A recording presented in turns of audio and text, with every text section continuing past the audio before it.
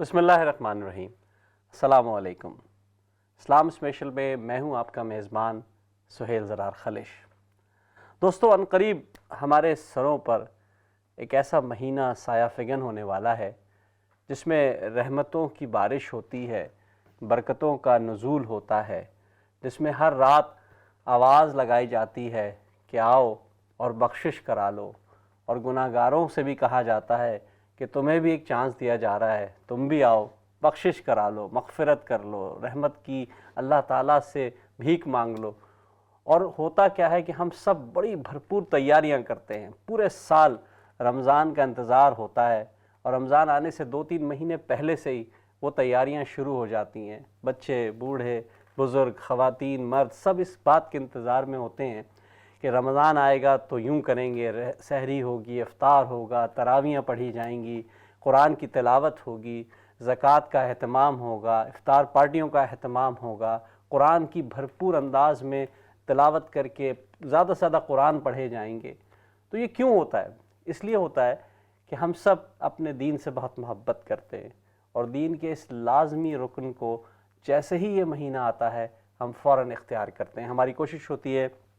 کہ تلاوت کلام پاک کے ساتھ ساتھ خیرات کا کام کریں۔ خیرات سے نکلا ہی خیر سے ہے، تو خیر کے وہ کام بھی ضرور کرتے ہیں اور کوشش کرتے ہیں کہ بڑھ چڑھ کر حصہ لیں۔ کہا جاتا ہے کہ ماہ رمضان میں جو ہے دل موم ہو جاتے ہیں، دل جو ہے وہ نیکی کی طرف مائل ہو جاتے ہیں، اور پھر یہ سارا سال ہمیں مدد دیتے ہیں کہ ہم اپنے نیکی کے اس کام کو جاری رکھیں۔ تو آج ہم نے بھی کوشش کی کہ ہم استقبال رمضان کے حوالے سے اس پروگرام کو کریں۔ رمضان آنے والا ہے، ظاہر ہے اس میں محافل بھی ہوں گی۔ اسلام چینل اردو پر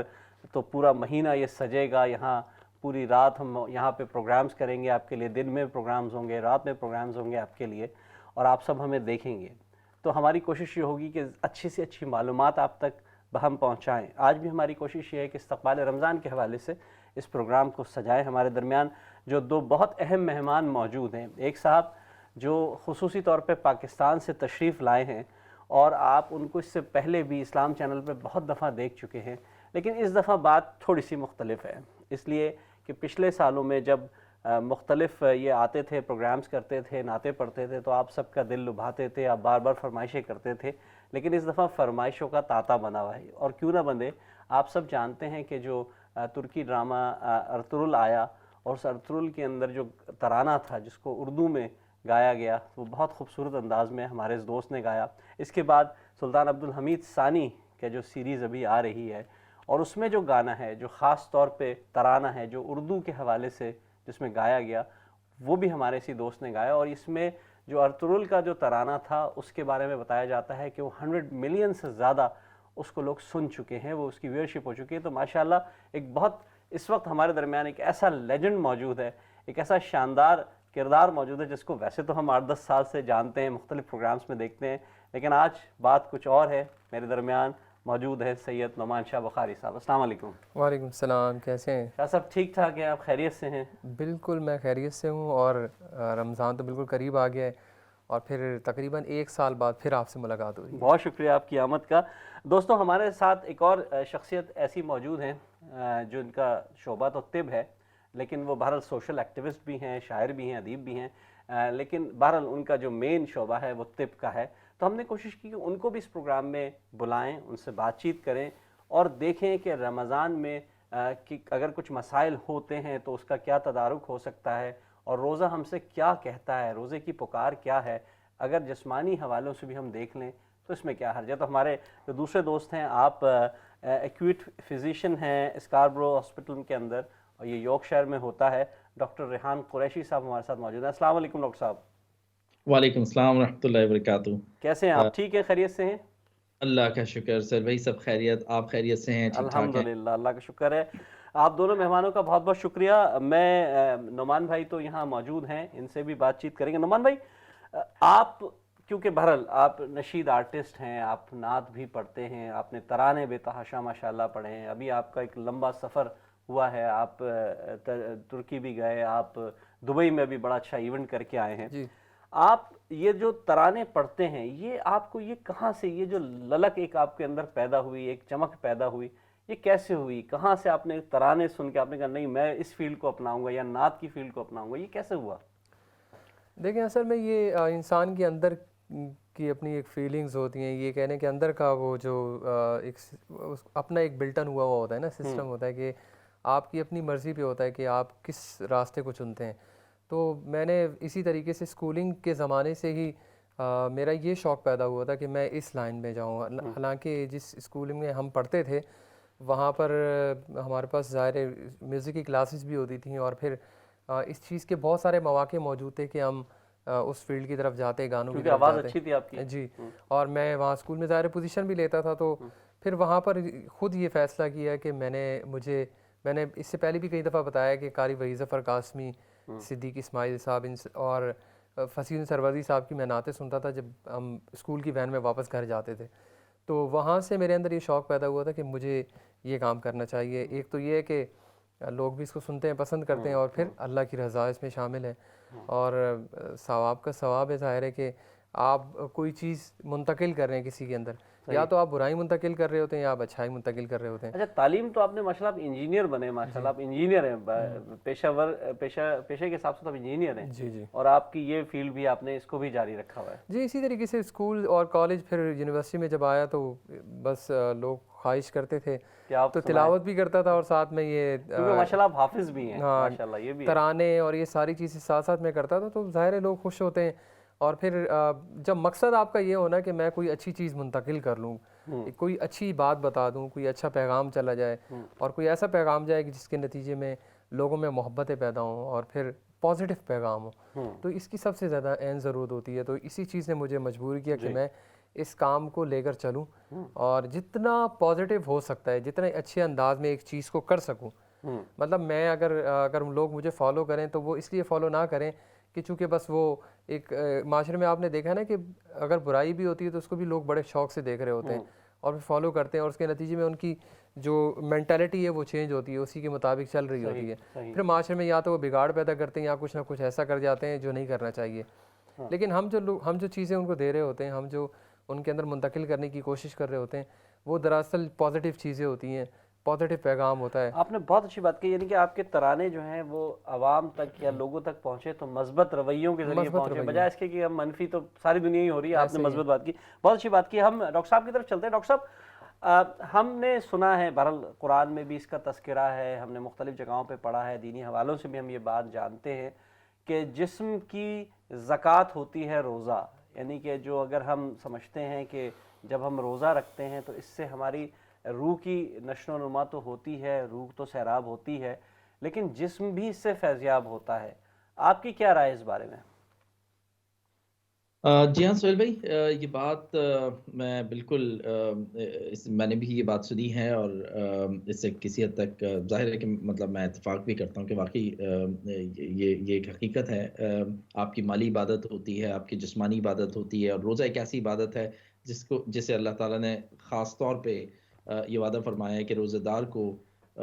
جو وہ اجر عطا فرمائیں گے تو وہ جو ہے وہ اللہ تعالیٰ خود اس کو اجر دیں گے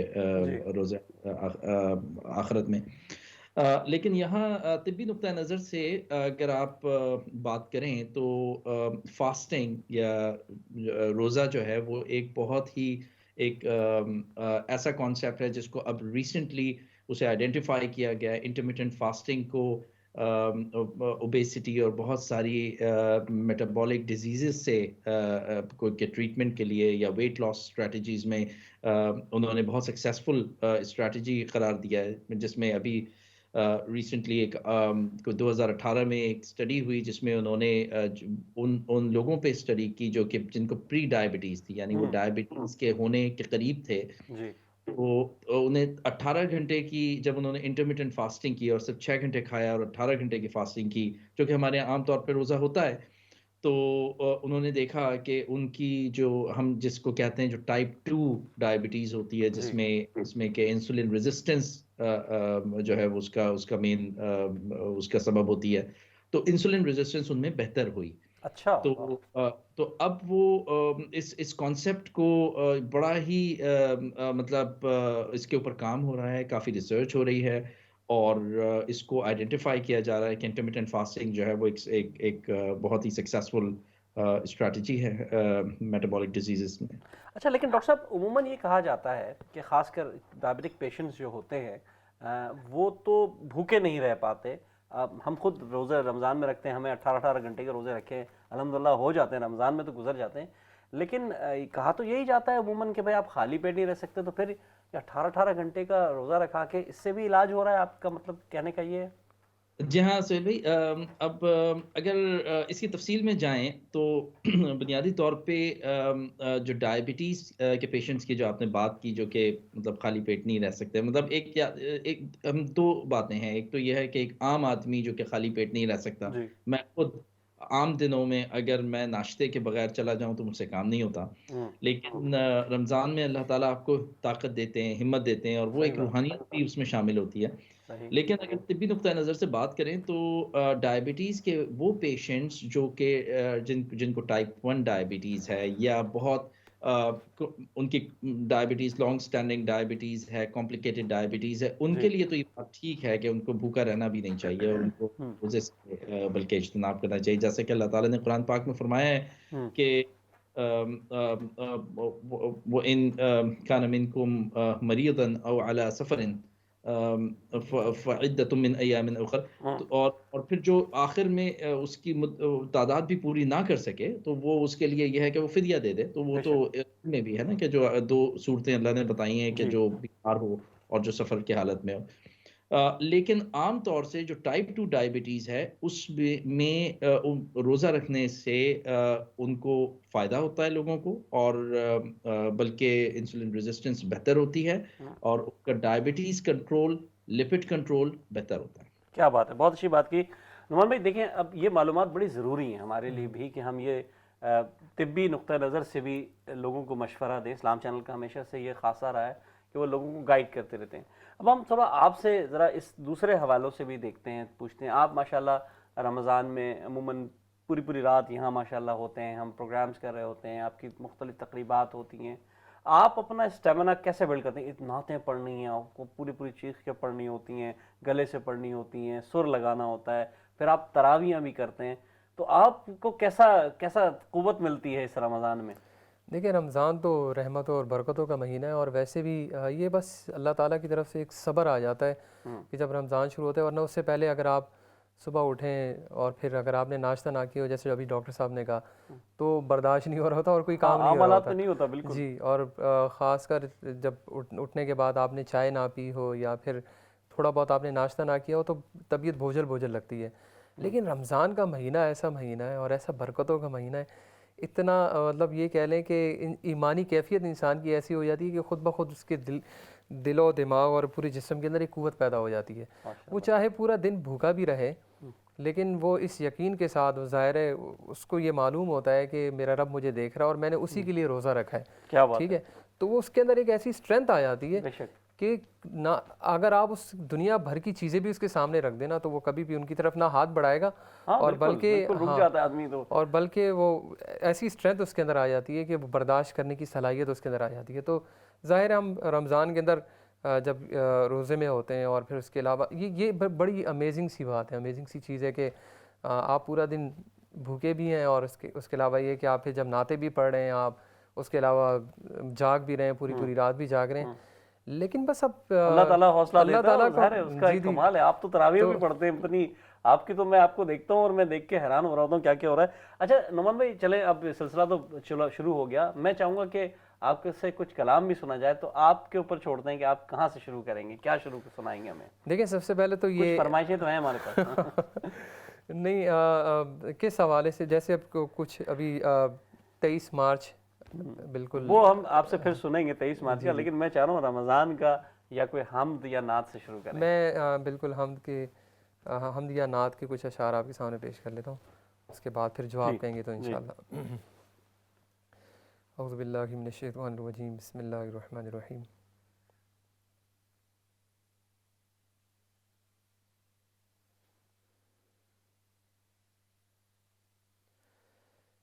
میری میری قسمت کا میرے خدا تو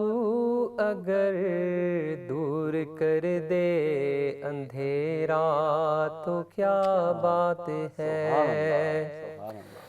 ہجر کی تند و تاریک راتوں کا اب ہو حرم میں سویرا تو کیا بات ہے، میرے ہونٹوں پہ ہر دم رہے گونجتے اپنے آقا کی تعریف کے زمزمے، میرے ہونٹوں پہ ہر دم رہے گونجتے اپنے آقا کی تعریف کے زمزمے، اس کے بدلے مجھے حشر اور قبر میں رحمتوں نے ہو گھیرا تو کیا بات ہے، اے خدا جسم پر بازوؤں کی جگہ، یہ شعر مجھے تب بڑا یاد آیا تھا جب پینڈیمک آیا اور پھر حج اور عمرہ معطل ہو گیا تھا کچھ عرصے کے لیے، تو شاعر نے بڑی خوبصورت بات کی ہے، اے خدا جسم پر بازوؤں کی جگہ اپنی قدرت سے تو پر لگا دے مجھے، دن کو اڑتا پھروں گرد کعبے کے میں شب مدینے بسیرا تو کیا بات ہے، سبز گنبد کو مشتاق نظروں سے میں ٹک ٹکی باندھ کر ایسے تھکتا رہوں، سبز گنبد کو مشتاق نظروں سے میں ٹک ٹکی باندھ کر ایسے تھکتا رہوں، لب پہ صلی اللہ کا میرے ورد ہو دم نکل جائے میرا تو کیا بات ہے، آخری شعر، اے خدا اپنے محبوب برحق کی تو خواب میں ہی زیارت کرا دے مجھے، اے خدا اپنے محبوب برحق کی تو خواب میں ہی زیارت کرا دے مجھے، مستحق تو نہیں میں اس اعزاز کا فضل ہو جائے تیرا تو کیا بات ہے، سبحان اللہ سبحان اللہ، بہت خوب زبردست نعمان بھائی، آپ نے اتنا خوبصورت کلام پیش کیا۔ ڈاکٹر صاحب آپ بھی یقیناً اس روح پرور کلام سے خوش بھی ہو رہے ہوں گے اور تسکین بھی پا رہے ہوں گے، آپ سے بھی ایک سوال پوچھتا چلوں میں۔ ڈاکٹر صاحب عموماً ہمارے ہاں دو طرح کے رویے پائے جاتے ہیں، ایک وہ رویہ ہے کہ بہت شدید بیمار لوگ ہیں لیکن بضد ہو رہے ہیں اس بات پہ کہ نہیں ہم تو روزہ رکھیں گے، اور ان کی عمریں بھی تھوڑی زیادہ ہیں، ہم ظاہر ہے ان کو ایک حد تک ہی روک سکتے ہیں، پھر وہ ان کی طبیعتیں خراب ہو جاتی ہیں، اور ایک طبقہ وہ ہے جو نفسیاتی طور پر اس بات سے گھبراتا ہے کہ اگر میں نے روزہ رکھا تو شاید یہ ہو جائے، طبیعت خراب ہو جائے، میرے کمزوری ہو جائے، میں ڈر جاؤں۔ تو آپ ان دونوں کے لیے طبی حوالوں سے بھی اور اخلاقی حوالوں سے بھی کیا کہنا چاہیں گے، کیا پیغام دینا چاہیں گے؟ بہت بہتر سہیل بھائی، پہلی بات تو ذرا سی میں یہاں ایک اصلاح کر دوں کہ میں جو آپ سے ابھی تھوڑی دیر پہلے میری بات ہو رہی تھی، وہ جو آیت میں نے پڑھی تھی وہ کچھ اس طرح میں نے شاید پڑھی کہ وہ ان کھانا، تو اس میں وہ آیت اس طرح ہے کہ فمن کھانا منکم مریضا او علی سفر، میں نے کہا یہ میں اصلاح کر لوں۔ دوسری بات یہ ہے کہ جہاں تک آپ کے سوال کا تعلق ہے تو بہت سارے لوگ، آپ کی بات صحیح ہے بالکل، اور میں بھی بہت سارے لوگوں سے ملا جن کا خیال یہ ہے کہ روزہ رکھنے سے کمزوری ہو جاتی ہے،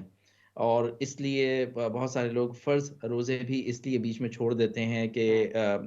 پورے مہینے روزہ رکھنے سے کمزوری نہ ہو جائے۔ یہ بالکل ایک غلط کانسیپٹ ہے، اور اس کا حقائق سے کوئی تعلق نہیں، نہ سائنٹیفک اور نہ ہی اخلاقی۔ روزہ رکھنا جیسے کہ اللہ تعالیٰ نے 30 دن کے روزے فرض کیے، جی اور اس کا شرعی پہلو تو آپ اس طرح لے سکتے ہیں کہ صاحب جس نے ہمیں بنایا، جو خالق ہے، وہ جانتا ہے کہ ہماری کیپیبلٹی، ہماری بے کیپیسٹی شک کتنی بے ہے۔ شک اور طبی پہلو سے، جیسے کہ میں نے ابھی انٹرمیڈینٹ فاسٹنگ کا ذکر کیا، اس کے علاوہ ویسے بھی آپ اگر 30 ڈیز تک فاسٹنگ کرتے ہیں، پھر آپ بیچ میں کھاتے ہیں، آپ شام میں کھاتے ہیں، آپ پھر دن کے وقت روزہ رکھتے ہیں، آپ کے باڈی کے اوپر اس کے فیوریبل ایفیکٹس ہوتے ہیں۔ اچھا زبردست۔ جیسے میں نے آپ کو بتایا کہ انسولین ریزسٹنس بہتر ہوتی ہے، جس کا مطلب یہ ہے کہ آپ کے وہ جو ڈائبٹیز والی جو چیز ہے ہوں وہ بہتر ہوتی ہے، یعنی اگر عام زبان میں میں کہوں تو بلڈ شوگرز بہتر ہوتی ہیں آپ کی، ہوں کولیسٹرول بہتر ہوتا ہے، ہوں اور بہت سارے طبی فوائد ایسے ہیں فاسٹنگ کے کہ جو ہمیں جو ہے ہمیں اپنے ویٹ کو کنٹرول کرنے میں، جو کہ ہم ہر وقت ہر 2 گھنٹے 4 گھنٹے سے کچھ نہ کچھ کھا رہے ہوتے ہیں، بلکہ ہوں 2 گھنٹے 4 گھنٹے تو چلیں پھر بھی ٹھیک ہے، جو ہمیں بچپن سے تربیت دی جاتی ہے 3 صبح دفعہ دوپہر کھانا، شام ناشتہ کھانا اور رات کا کھانا، تو وہ تو سب سے زیادہ خطرناک ہے، اور پھر رات کا کھانا آدھی رات کو کھا کے اور پھر ہوں سونا۔ تو میرا تو یہ ہے کہ یہ اب ایویڈنس بیس ہو گئی ہے یہ چیز سائنٹیفکلی کہ روزہ جو ہے وہ اس کے فیوریبل ایفیکٹس ہیں میڈیکلی باڈی کے اچھا، تو اوپر۔ ڈاکٹر صاحب یعنی کہ آپ مشورہ دیں گے لوگوں کو کہ اگر وہ اس سے ڈر رہے کہ بھئی روزہ رکھنے سے طبیعت خراب ہوگی، تو وہ روزہ رکھیں اور پورے مہینے رکھیں انشاءاللہ، تو اللہ نے چاہا تو ضرور بہتر ہوگا، اگر ان کو کوئی بیماری نہیں ہے تو؟ اگر انہیں کوئی بیماری نہیں ہے، جن لوگوں کو ڈائبٹیز ہے ان کو تو میں یہ کہوں گا کہ اپنے جو بھی ڈائبٹیز اسپیشلسٹ ٹیم ہے، یہاں یو کے میں تو آپ کے پاس ڈائبٹیز اسپیشلسٹ نرسز ہوتی ہیں، جی ڈائبٹیز اسپیشلسٹ ٹیم ہے، ان سے آپ پہلے مشورہ کریں، ان کے ساتھ بیٹھ کے پلان ترتیب لیں، کیونکہ ایون ڈائبٹیز بھی کوئی کانٹرنڈیکیشن نہیں ہے، ڈائبٹیز کے ساتھ بھی آپ رکھ سکتے ہیں، ڈیپینڈ کرتا ہے آپ کو کون سی ٹائپ کی ڈائبٹیز ہے، آپ کی ڈائبٹیز کتنی خطرناک ہے، آپ کو ہائپوگلائسیمک اویئرنیس یعنی شوگر لو ہونے کی صورت میں آپ کو اویئرنیس ملتی ہے یا نہیں۔ تو جو سیفسٹ پریکٹس ہوگی وہ یہ ہے کہ آپ اپنی ڈائبٹیز اسپیشلسٹ ٹیم کے ساتھ بیٹھ کے ایک پروگرام ترتیب دیں، اور ان کو بتائیے کہ آپ روزہ رکھنا چاہتے ہیں، اور ان کے مشورے سے آپ روزہ رکھیں، کیونکہ ظاہر ہے یہ ہر انڈیویجول ہاں، مریض کا کیس جو ہے ٹو کیس اپنا ویری کرے گا، بالکل صحیح کہہ رہے کیس ہیں ٹو آپ۔ کیس ویری کرتا ہے، لیکن ان لوگوں کے لیے کہ جن کو کوئی بیماری نہیں ہے، جیسے کوئی گردوں کا مسئلہ نہیں ہے، کوئی ہارٹ کا پرابلم نہیں ہے، کوئی ڈائبٹیز نہیں ہے، بلکہ وہ صحت مند ہے، لیکن صرف اگر عمر کی ڈر رہے بات ہے، ہیں جی، یا ڈر رہے ہیں ہاں یا خوف ہے، ہوں۔ تو وہ کوئی ریزن نہیں ہے روزہ نہ رکھنے کا میرے خیال میں سائنٹیفکلی۔ ہاں، مطلب ہمارے یہاں ہوتا یہ دوستوں ہوتا یہ ہمارے یہاں کہ عموماً بچپنے سے ہمیں الحمدللہ یہ تعلیم دی جاتی ہے گھروں میں کہ رمضان کے روزے آئے اور ہم روزے رکھیں، بڑی چاہ سے بچے بھی لپکتے ہیں، چھوٹی چھوٹی عمروں میں رکھنے کی خواہش ہوتی ہے، آدھے روزہ رکھنے کی بات ہوتی ہے، آدھا روزہ رکھ لوں، دوپہر تک رکھ لوں، شام تک رکھ لوں، تو وہ جو تربیت ہے ہماری وہ ہمیں الحمدللہ اس قابل بناتی ہے۔ بہت معدود چند لوگ ہوں گے جو شاید یہ بات کہتے ہوں گے کہ ہم روزہ نہیں رکھ پائیں گے، بیمار ہو جائیں گے، کمزور ہو جائیں گے، اور ویسے صحت مند ہوتے ہیں، ورنہ ہم نے تو بیماروں کو دیکھا ہے کہ وہ شدید بیمار ہیں اور اس بات پہ بضد ہے کہ نہیں روزہ بھی رکھنا ہے، سارے کام بھی کرنے اور تراویح بھی کرنی۔ تو اس پہ گفتگو جاری ہے، ایک ہم چھوٹے سے بریک پہ جا رہے ہیں، بریک کے بعد آپ سے پھر ملاقات ہوگی۔ السلام علیکم ورحمۃ اللہ وبرکاتہ۔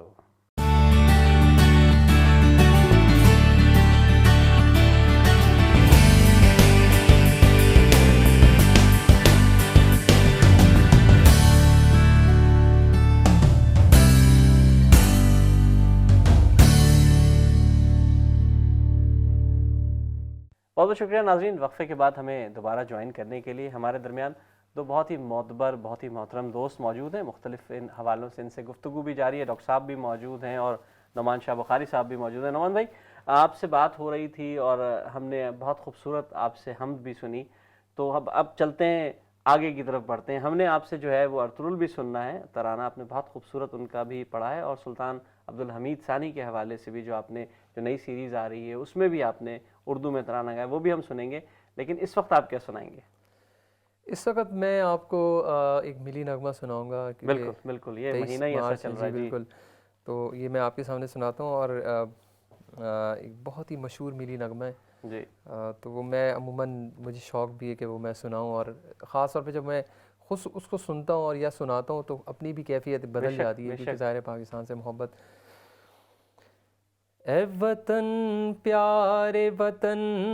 پاک وطن پاک وطن، اے میرے پیارے وطن،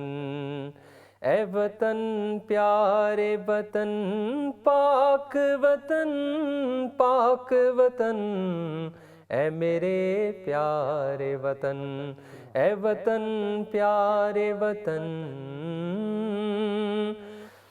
تجھ سے ہے میری تمناؤں کی دنیا پر نور، عزم میرا قوی میرے ارادے ہیں غیور، میری ہستی میں انا ہے میری مستی میں شعور، جاں فضا میرا تخیل ہے تو شیریں ہے سخن، اے میرے پیارے وطن، اے وطن پیارے وطن، پاک وطن پاک وطن، اے میرے پیارے وطن، میرا دل تیری محبت کا ہے جاں بخش دیار، میرا سینہ تیری حرمت کا ہے سنگین حصار، میرے محبوب وطن تجھ پہ اگر جاں ہو نثار، میں یہ سمجھوں گا ٹھکانے لگا سرمایہ تن، اے میرے پیارے وطن، اے وطن پیارے وطن، پاک وطن پاک وطن، اے میرے پیارے وطن۔ کیا کہنے، آپ نے یقین کریں آپ نے بالکل صحیح کہا تھا، رونگٹے کھڑے ہو گئے، بالکل ایسا، یہ واقعی اس قدر خوبصورت ترانہ ہے اور وطن کے لیے تو جان بھی قربان ہے۔ اچھا آپ سے گفتگو بھی جاری، آپ نے، ہم نے دیکھا پچھلے ظاہر جو لاک ڈاؤن تھا اس میں مشہور سیریز آئی ارطغرل، اور اس کے بعد مختلف ترکی ڈرامے آئے اور یہ آئے، اردو میں ترجمے ہوئے اور بہت پسند کیے گئے، بہت دیکھے گئے، بہت، بلکہ میں تو خود ابھی اس سے پہلے تذکرہ کر رہا تھا کہ میں نے تو آپ کو دیکھ کر جب آپ نے ایک پوسٹ لگائی تو پھر میں نے کہا بھائی اسکوٹر پہ آپ سیری لینے جا رہے ہیں، گھوڑے پہ جا رہے ہیں، پتہ نہیں کہاں جا رہے ہیں، اس کے بعد میں نے وہ ڈرامہ دیکھا، آپ نے اس کا ترانہ پڑھا اور وہ 100 ملین، مطلب کہاں تک پہنچ گئی بات، وہ تو بہت آگے بڑھ گئی وہ ترانہ۔ پہلے تو اس کی کچھ گفتگو کریں اس کے حوالے سے کہ کیسے آپ وہاں تک پہنچے، دوسرا پھر ہم اس پہ کچھ آپ کے ترانہ بھی سنیں گے۔ وہ اصل میں ایسا تھا سہیل بھائی کہ پینڈیمک آیا اور پوری دنیا لاک ڈاؤن میں چلی گئی، اور پھر ان دنوں تو یہ کیفیت تھی کہ آپ گھر سے بھی باہر نہیں نکل سکتے تھے۔ رمضان 25 رمضان تھا اور میں ان دنوں تراویح سنا رہا تھا، تو جیسی تراویح میں نے ختم کی 25 رمضان کو، تو پھر گھر پہ بیٹھا، ظاہر ہے کچھ آپ تو کہیں جا بھی نہیں سکتے تھے، نہ آ سکتے تھے، اور پھر یہ کہہ لیں کہ ایک مایوسی کی کیفیت پھیلی ہوئی تھی ہر طرف۔ اچھا ٹی وی گھر پہ موجود تھے یا پھر انٹرنیٹ تھا آپ کے پاس جس پہ لوگ ارطغرل دیکھ رہے تھے، تو میں نے کہا یار کوئی ایسا کام کیا جائے کہ جس سے زندگی تو کم از کم جاگ جائے، اور پھر نہیں معلوم کہ کب تک ہم اس طرح سے بند رہیں گے، لیکن کچھ نہ کچھ آپ کو کرنا چاہیے، کوئی پازیٹیو ایکٹیویٹی ہونی چاہیے۔ میں نے تراویح ختم کی تو فوراً سے ذہن میں آیا کہ کچھ ارطغرل کے حوالے سے کیا جائے، تو میرے ایک دوست ہیں، ان سے میں نے کہا کہ یار اس پہ کوئی پوئٹری لکھیں اور اس میں یہ لائنز ہوں، اور ہم نے مطلب ظاہر ہے کوئی چیز اگر آپ بنا رہے ہیں تو اس کا کوئی مقصد تو ہونا چاہیے نا، کوئی میسج ہونا چاہیے اس میں۔ تو ہم نے پوری چیز پہلے سٹوری بورڈ ڈیزائن کی، ڈیزائن کرنے کے بعد پھر میرے دوست ہیں آئین علی ہیں، ان سے میں نے کہا کہ آپ اس کو کچھ بنائیں، انہوں نے اس کا یہ کیا ہے سینٹرل آئیڈیا جو آپ کہتے ہیں وہ انہوں نے لکھ دیا، اچھا لکھا انہوں نے۔ پھر ہم نے ایک اور پروفیشنل شاعر تھے جن کا نام بھی خالش ہے، تو انہوں نے پھر اس پہ مزید شاعری کو انہوں نے کمپلیٹ کیا، پھر وہ میرے پاس شاعری آئی ہے، تو پھر میں نے اس کو پھر گیا ہوں اسٹوڈیو گیا ہوں، ہو کا عالم ہوتا تھا، سڑکیں بند سب بند، اور میں کسی طریقے سے وہاں اسٹوڈیو پہنچا ہوں، تو میں نے وہاں یہ ریکارڈ کیا، ریکارڈ کرنے کے بعد چند اس کے اشعار اگر ہم تک ہمارے ناظرین تک پہنچے تو کیا ہی خیال ہے اس میں؟ جی بالکل، اس کے چند میں آپ کو اشعار بھی سناتا ہوں، بس میں بتانا ہی چاہ رہا ہوں کہ ہم نے عید کے دوسرے دن اس کو ریلیز کیا اور ہمیں نہیں معلوم تھا کہ یہ وائرل ہو جائے گا، لوگ گھروں میں بیٹھے ہوئے تھے، تو بس وہ جب وائرل ہوا تو ایسے وائرل ہوا کہ پھر اس کو میں نے ترکی میں بھی گا لیا۔ ہاں آپ نے ترکی میں بھی گایا، اردو میں، ترکی میں، سب میں گایا آپ نے؟ اردو، ترکی اور عربک، اچھا عربی میں بھی گایا جی جی عربی میں کیا گایا، بات ہے 3 لینگویجز میں گایا ہے، تو اس کے میں کچھ اشعار آپ کے سامنے پیش کرتا ہوں، عربی میں بھی، ترکی میں بھی اور انگلش میں بھی، جی سوری اردو میں۔ اردو میں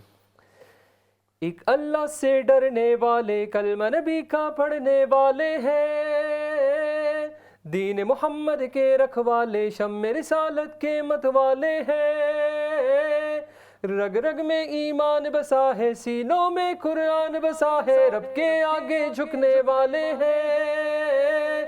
راہ حق کے ہے ہمراہی، دیتی ہے تاریخ گواہی، ظلم سے بڑھ کے لڑنے والے ہیں،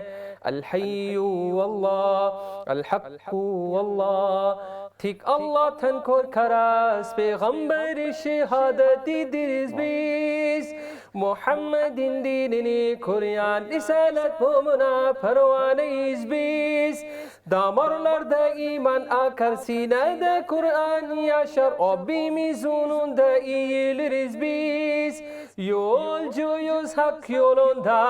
تاریخ دی شاہی تربوندا، ظلم قارشی ایلر لیبسا و شریز بیس، الحی واللہ الحق واللہ،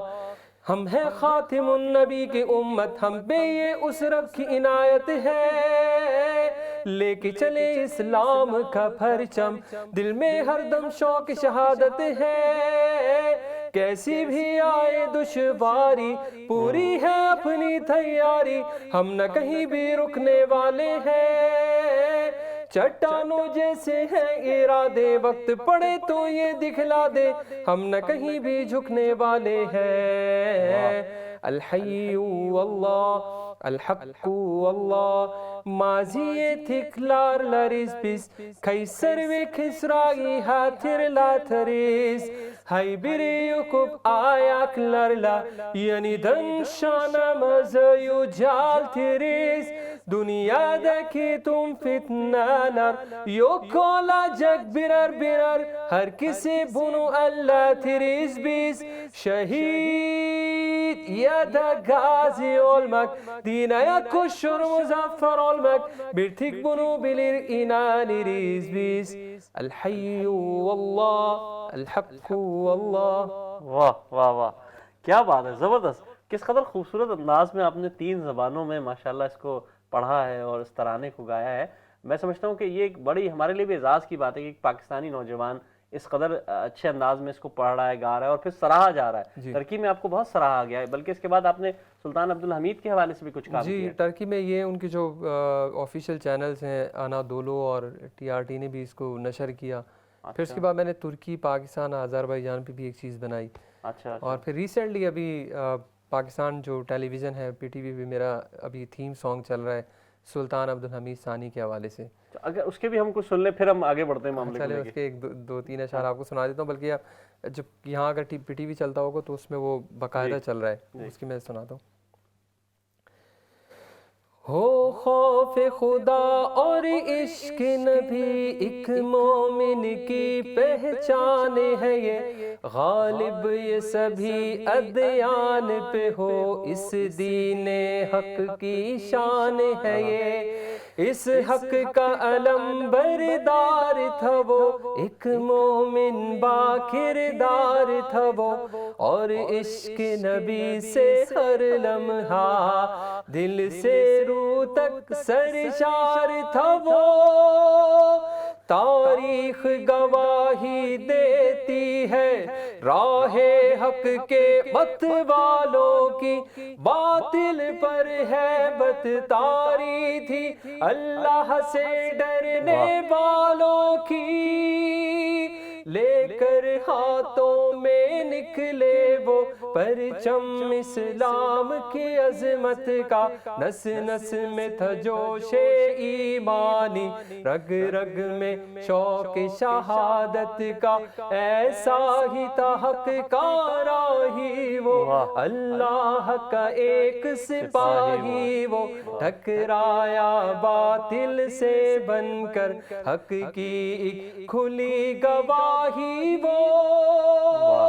ہونٹوں پہ درود پاک روا اور عشق نبی تھا سینے میں، حاکم تھا مگر خادم بن کے جاتا تھا شہر مدینے میں، ناموس رسالت کی خاطر یورپ مجاہد کا دھارا، آنکھوں میں آنکھیں ڈال کے ہر گستاخ نبی کو للکارا، تھا اس کے دل میں اندیشہ اس امت کی پس پائی کا، حامی تھا وہ مسلم امہ کی وحدت کا اور یکجائی کا، ہو خوف خدا اور عشق نبی ایک مومن کی پہچان ہے یہ، غالب یہ سبھی ادیان پہ ہو اس دین حق کی شان ہے یہ، اس حق کا علم بردار تھا وہ، ایک مومن با کردار تھا وہ، اور عشق نبی سے ہر لمحہ دل سے روح تک سرشار تھا وہ۔ واہ واہ واہ، کیا کہنے، بہت خوب، آپ نے روح کو بھی ہماری گرما دیا اور ہمیں جوش و جذبہ دلا دیا، بہت بہت شکریہ، آپ نے اتنا خوبصورت کلام سنا۔ میں ڈاکٹر صاحب سے بھی ایک آدھ چیز ان کو بھی شامل کرتے ہیں پروگرام میں۔ ڈاکٹر صاحب آپ بھی ماشاءاللہ اتنا خوبصورت کلام سن رہے ہیں، اتنا زبردست انداز ہے ان کا۔ ڈاکٹر صاحب ایک سوال ہے، وہ سوال یہ ہے کہ ہمارے یہاں ہوتا یہ ہے کہ جب ہم افطار کر رہے ہوتے ہیں تو ہم سوچتے ہیں کہ شاید یہ بس سب آخری افطار ہے اور اس کو بھرپور طریقے سے کر لیا جائے، اور اس کے بعد اس میں پکوڑے سموسے تو فرض ہو جاتے ہیں اور چھولے نہ ہوں تو شاید وہ بڑا نقصان ہو جاتا ہے۔ تو یہ اوور فوڈ، ہم جو اوور ایٹنگ ہو جاتی ہے، اس کا کوئی آپ کچھ سجھاؤ دیں گے، کوئی ترکیب بتائیں گے، کچھ لوگوں کو بتائیں گے کہ بھائی تھوڑا تھوڑا رک کے کھا لیا جائے؟ اب تو راتیں بھی لمبی ہونے لگیں، پہلے تو ہمارے چھوٹا سا افطار اور سحری کے بیچ میں وقت کم ہوتا تھا، اب تو لمبا ہوگا، تو کیا آپ تجویز کریں گے؟ جی ہاں سہیل بھائی، یہ آپ نے بالکل درست فرمایا، کیونکہ ہمارے ہاں روزہ پکوڑوں کے بغیر اس کا کوئی کانسیپٹ ہی نہیں ہے۔ لیکن حقیقت یہ ہے کہ یہ جو تلی ہوئی چیزیں ہم کھاتے ہیں اور کھاتے ہی چلے جاتے ہیں اور پورے مہینے کھاتے ہیں، اس سے جو آپ ایک جو کیفیت ہوتی ہے، اکثر لوگ ابھی جیسے تھوڑی دیر پہلے جو آپ سے میری بات ہوئی تو آپ نے مجھے کہا کہ لوگ کمزوری کی شکایت کرتے ہیں یا انہیں نقاہت محسوس ہوتی ہے۔ در حقیقت جو ہمارے سر میں درد ہوتا ہے، جو ہمیں سر بھاری لگتا ہے، طبیعت بھاری لگتی ہے، اس کی وجہ دو ہیں۔ ایک تو یہ ہے کہ رمضان میں ہم اپنی نیند کا خیال نہیں کرتے، ہماری سلیپ سائیکل بالکل ہی الٹی ہو جاتی ہے۔ اور میں کیونکہ سعودیہ میں رہا ہوں تو وہاں تو بالکل ہی دن رات اور رات دن ہو جایا کرتا تھا۔ تو ایک بڑی وجہ یہ ہے، اور دوسری بڑی وجہ ہے ہمارا کھانا پینا، کہ یہ جو آپ نے جو تمام چیزیں فرض جو قرار دی گئی کہ کھانا ضروری، ہم لوگ یہ سمجھتے ہیں۔ تو یہ تمام تلی ہوئی چیزیں اور تمام اس طرح کے ہیوی آئٹمس، اور پھر جیسے ہی اذان، اس طرح کے جیسے آپ ریس کی پٹی پہ بیٹھے ہوئے ہیں اور جیسے ہی بس اذان کی آواز آئی اور ٹوٹ پڑو، تو جبکہ ہونا یہ چاہیے کہ آپ کھجور سے روزہ کھولیں اور آپ آہستہ آہستہ اپنے معدے کو کام دیں، بجائے اس کے کہ اکٹھا سارا کچھ جو ہے وہ ایک ہی بار میں ڈال لیا جائے۔ تو اس وجہ سے میرا مشورہ یہ ہوگا کہ آپ کھجور سے روزہ کھولیں اور آہستہ آہستہ کھائیں، ہیلدی فوڈ کھائیں، تاکہ آپ کی طبیعت میں وہ ایک جو ہے طبیعت حشاش بشاش رہے اور آپ کو اس کے جو ہارمفل ایفیکٹس ہیں وہ فیل نہ ہو۔ جی اچھا ڈاکٹر صاحب، اس دفعہ کے جو رمضان آ رہے ہیں، ہماری اللہ کا شکر ہے، ہم سب کے لیے اللہ کی بڑی عنایت ہے اس دفعہ کہ اسکولوں کی چھٹیاں ہیں، لگ بھگ یہ 2 اپریل سے 20 اپریل کے درمیان اچھے خاصے 15-17 روزے ہم گزار لیں گے، بچے بھی گھر پہ ہوں گے، بزرگ بھی ہوں گے، خواتین بھی ہوں گی، سب بہت اچھی طرح اس کو گزار سکتے ہیں۔ تو آپ سمجھتے ہیں کہ اس دفعہ تو کیونکہ عموماً ہوتا تھا نا، لوگوں کو بھاگنا ہے، کام پہ جانا ہے، افطار کری، سحری کری، پھر بھاگے، صبح اسکول ہے بچوں کا، تو بچوں کے حوالے سے آپ ان کو کیا مشورہ دیں گے جو بچے ماشاءاللہ ینگ ہیں، روزہ بھی رکھنا چاہتے ہیں، اب چھٹیاں بھی ہیں،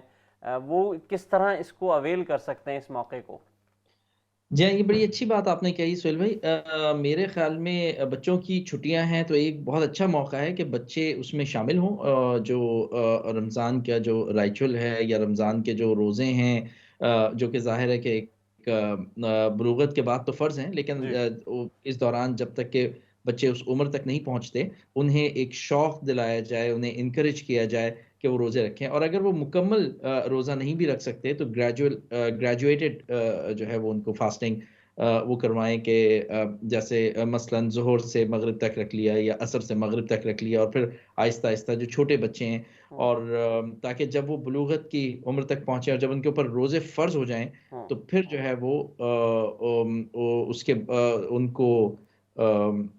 دقت نہ ہو اور ان میں ایک شوق جو ہے وہ برقرار رہے۔ جی اچھا ڈاکٹر صاحب، جیسے آپ نے بتایا کہ سعودیہ میں آپ روزے الحمدللہ آپ اتنے عرصہ سعودیہ میں رہے، وہیں پیدا ہوئے، وہیں پلے بڑے، سب کچھ ہوا، وہاں کا رمضان اور برطانیہ کا رمضان ہے تو بڑا حساس سوال، لیکن پوچھنا تو چاہوں گا میں کہ آپ کی بہرحال کیا فیلنگز رہیں؟ آپ نے پچھلا رمضان بھی یہیں گزارا تھا، تو کیسے چلو احساسات تھے؟ حرم میں ہوتے تھے، روزہ وہاں کھولا جاتا تھا اور اب بس یہاں کھول رہے ہیں، تو نہ پوچھیے، یہ جو شاہ صاحب ہیں انہوں نے جب یہ پڑھا، جو پہلی حمد پڑھی تھی اور جو گنبد خضرا کا جو انہوں نے ذکر کیا تھا، تو تمام مناظر جو ہیں وہ میرے سامنے آنکھوں کے سامنے میرے گھوم گئے، اور بڑا ایک لطف آتا تھا رمضان کا۔ برطانیہ میں اپنی بات ہے، یہاں کے مسلمانوں میں اس میں کوئی شک نہیں ہے کہ یہاں بہت جذبہ آپ کو نظر آتا ہے، مساجد میں لوگ بڑے شوق سے جاتے ہیں، اور یہاں دیکھیں ایک جگہ جہاں ایک سلسلہ تھا کہ آپ ایک کلچرلی آپ مسجد میں اکٹھے ہوتے تھے نا کہ چلو شام میں تراویح میں اکٹھے ہوں گے، اور لیکن یہاں کا معاملہ یہ ہے کہ آپ اپنی نیند چھوڑ کے رات کو 11:30 بجے، جبکہ صبح آپ کو فل ٹائم کام پہ بھی جانا ہے، ہمیں تو 6 گھنٹے کی وہاں جاب ہوتی تھی، 6 گھنٹے، اور وہ رمضانوں میں رمضان میں سارا کام بھی ہلکا ہو جاتا تھا، ہر کوئی کہتا تھا کہ عید کے بعد ہر کام عید کے بعد پہ ٹال دیا جاتا تھا۔ یہاں تو آپ فل ٹائم جاب بھی کرتے ہیں، تو اس کے باوجود آدھی رات کو اکٹھے ہو کے اور تراویح پڑھنا اور پھر گھر جانا اور پھر 2:30 بجے اٹھ کے سحری کرنا، تو یہاں کے مسلمانوں میں اس میں کوئی شک نہیں ہے کہ جذبہ اور جس طریقے کے جذبے کے ساتھ روزے رکھے تو وہ ایک الگ چیز ہے، لیکن میں حجاز مقدسہ کی بات کر رہا ہوں کہ وہ اس سے اس کی جی بڑی یاد آتی ہے، اور یقیناً ظاہر ہے کہ زبردست زبردست، بہت اچھی بات کہی آپ نے۔ ہم چلتے ہیں نعمان شاہ صاحب، آپ سے جو فرمائشیں ہیں جو ہم نے آپ کو بتائی تھیں، تو ان میں سے ہم چاہیں گے کہ آپ کوئی نعت، کوئی آپ کی ہمیشہ سے ایک مشہور نعت ہوتی ہے وہ جو ہمیشہ آپ ہم کو سنتے پسند ہیں، ہے، مجھے بہت ہی پسند ہے، میں اپنے اپنے نبی نبی کے کوچے میں۔ جی ٹھیک ہے، اس کے اشعار سنا دیتا ہوں۔ بسم اللہ الرحمن الرحیم۔ میں اپنے نبی کے کوچے میں چلتا ہی گیا، چلتا ہی گیا، جب مسجد نبوی کو دیکھا میں روضہ جنت میں پہنچا، جس جاب مبارک چہرے کو اشکوں سے اپنے دھوتا تھا، جب دنیا والے سوتے تھے تو وہ ان کے لیے پھر روتا تھا، ایک میں تھا کہ سب کچھ بھول رہا، ایک وہ تھا کہ امت کی خاطر کتنے صدمے اور کتنے علم جھلتا ہی گیا، جھلتا ہی گیا، میں اپنے نبی کے کوچے میں چلتا ہی گیا، چلتا ہی گیا، طائف کی وادی میں اترا، طالب کی گھاٹی سے گزرا، ایک شام نکل پھر طیبہ سے میدان احد میں جا پہنچا، وہاں پیارے حمزہ کا لاشا جب چشم تصور سے دیکھا، عبداللہ کے شہزادے کو